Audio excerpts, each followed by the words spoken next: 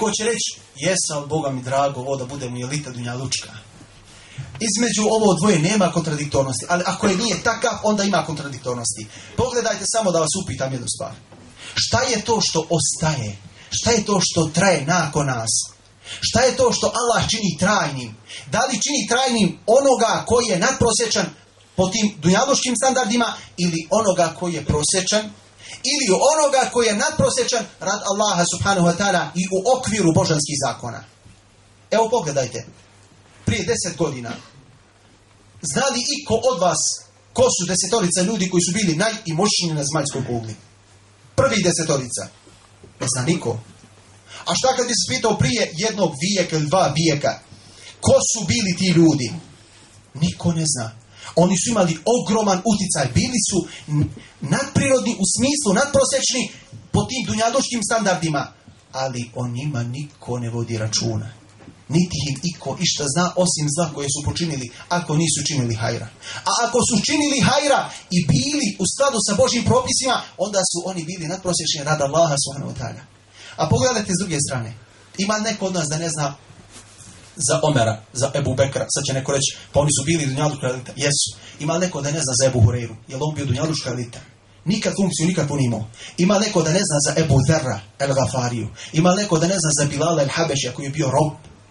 Kako su ti ljudi stekli toliku popularnost? Kako ta njihova imena i dan danas žive toliko? Na osnovu čega? Na osnovu toga što su oni bili krem društva dunjalučkog ili na osnovu toga što su bili elita, božanska elita? Na osnovu toga, braći i sestre, što su oni bili božanska elita.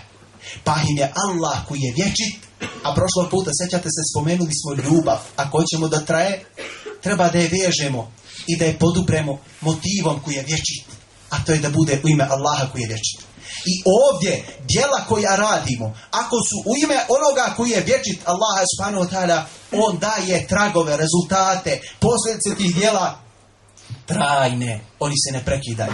I zato stoji u Kur'anu Kerimu, Allah dželle govori o jednom poslaniku, kaže, i daćemo ti lijep spomen nakon tebe, da ti živi i lijep spomen. A to je znak, kad se sjećamo nekoga po dobru, da je kod Allaha dželle dobar. I da je kod meleka dobar. I da će biti na budućem svijetu među onim dobrima.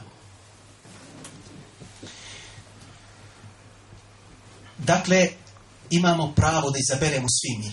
Hoćemo da budemo poput miliona ljudi koji ne vode računa niti brige o bilo čemu, niti o bilo kome, već samo o sebi i svojim naslađivanjima i svojim uživanjima. Kako se što lepše i bolje najesti, prejesti, kako se napiti, šta popiti, kako pratiti modu u stopu, sve posljednje što izađe da bude u miti prvi koji će sve to prvi, koji će u čaršiju obući, frizuru, ko će istu takvu prva najmodernija, posebno nešto da zapadnemo za oči.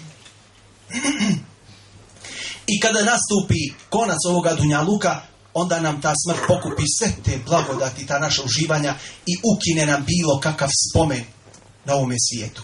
Hoćemo li biti takvi poput miliona, milijardi ljudi koji su toga tipa i uništiti sebe i one oko sebe, ili ćemo biti poput onih koji su žrtvovali svoje vrijeme, svoju energiju, svoj kapital, svoje riječi, lijepu riječ, svoj ahlak, koji su žrtvovali sve što su imali u cilju širenja istine, u cilju osvjetljavanja duša onih čije su duše u tminama zablude i nespoznaje. Da li ćemo biti poput njih i ostati živi na ovome svijetu dok je njega po hajru da se spominjemo, ili ćemo biti od onih miliona, onih priješnjih koje sam spomenuo, koji nemaju nikakve težine kod Allaha subhanahu wa ta'ala.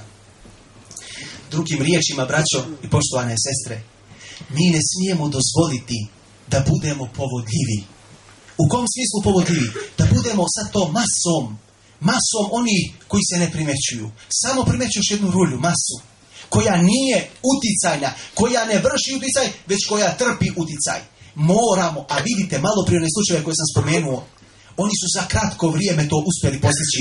I vi, braćo, možete za kratko vrijeme, a već ste na dobrom putu da to postignete.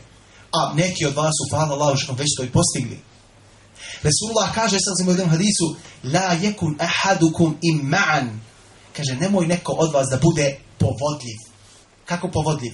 Kaže, pa da kaže, ako ljudi rade dobro, pa ja ću da radim dobro. Poste svi, ja ću da postim.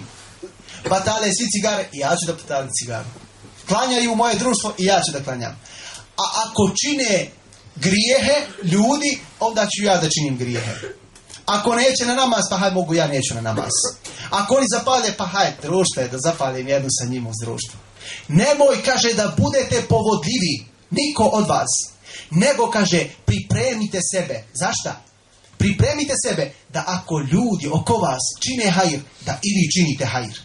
A ako oni počnu da činu zlo, da se vi sustegnete i da izbegnete, da napustite, da se udaljite od tog zla. Hadis Rasulullah sallallahu alaihi wa sallam. Ne smijemo dozvoliti, braćo, da budemo poput miliona onih koji nisu marili za Allaha dželešanu, pa Allah nije mario za njih. Ako hoćete da Allah vodi računa o vama, moramo mi malo povesti računa o njemu subhanahu wa ta'ala. Allah dželešanu kaže u Kur'anu Kerimu: Inna Allaha yudkhilu alladhina amanu wa amilu salihati jannatin tajri min tahtiha al-anhar. Allah dželešanu će, kaže, one koji budu vjerovali i dobra djela činili, uvesti u džennetske bašče ispod kojih će rijeke teći.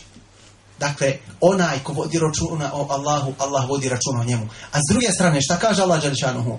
وَالَّذِينَ كَفَرُوا يَتَمَتَّعُونَ وَيَأْكُلُونَ كَمَا تَأْكُلُ الْأَنْعَامُ وَالنَّارُ مَثْوًى لَهُمْ. A oni, kaže, koji neće da povjeruju i koji neće da priznaju Allaha za vrhovnog gospodara i koji neće da se pokore njegovim zakonima, odredbama tim, rekao sam 10 stvari obavezno i 10 stvari zabranjeno. Sve drugo halal. Sve drugo halal. Samo imaš 10 stvari haram i 10 stvari farz. Nužno moraš da izvršavaš, a sve drugo komodno možda obavljaš i da vršiš svoj život, da se ponašaš apsolutno slobodno u svome životnom svijetu.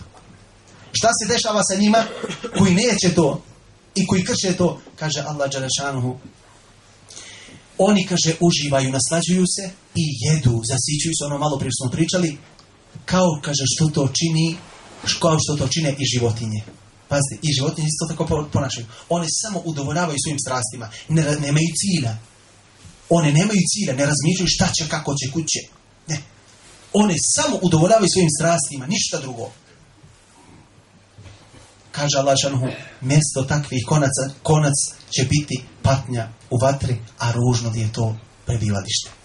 Pogledajte Ibrahim a.s. kada moli, kale, وَإِذْ قَالَ إِبْرَاهِيمُ رَبِّ اجْعَلْ هَذَا بَلَدًا آمِنًا وَارْزُقْ أَهْلَهُ مِنَ الثَّمَرَاتِ مَنْ آمَنَ مِنْهُمْ بِاللَّهِ وَالْيَوْمِ الْآخِرِ.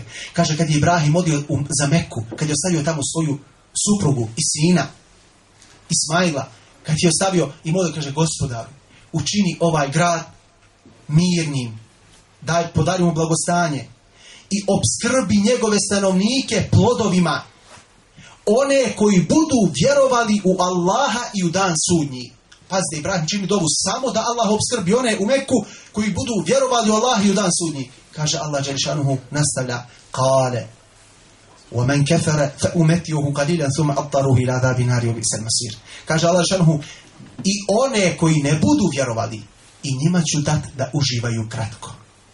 Pazite, i njima ću dati blagodati da uživaju kratko. A onda ću ih, kaže, satjerati u patnju džehennemsku, koja će ružno boravište biti. Ne smijemo dozvoliti da budemo od onih koji su nemarni prema gospodaru našem. Pa da Allah bude nemaran i da ne vodi Allah dželešanuhu računa o nama, već da nas prepusti same sebi. Vidite, poštovana braćo i sestre, svako od nas i svaki čovjek nužno mora u svom životu odlučiti i donijeti jednu mnogo bitnu odluku. Šta želiš da budeš? Zar nemamo cilja? Šta hoćemo da budemo? Kakvi želimo da budemo? Da spoznamo svrhu, zbog čega smo stvoreni. Jesmo mi to stvoreni slučajno, tako onako došli. Da se to ljudi stvaraju tek slučajno. Da dolaze slučajno na ovom svijetu, bez ikakve svrhe. Ako ima svrha, a sigurno da ima, šta je to svrha naša? I šta postižemo ako izvršimo tu svrhu, postignemo, a kakva je posljedica ako je ne izvršimo? Uzvišeni gospodar kaže u Kur'anu Kerimu, وَمَا خَلَقْتُ الْجِنَّ وَالْإِنسَ إِلَّا لِيَعْبُدُونَ. Kada nam govori o svrsi našeg stvaranja, kaže, ja ljudi, džine, nisam stvorio ni rad čega drugog, osim da mi ibadet čine. Dakle, svrha tvog i mog stvaranja Nije da bismo se mudirali. Svrha tvog i mog stvaranja nije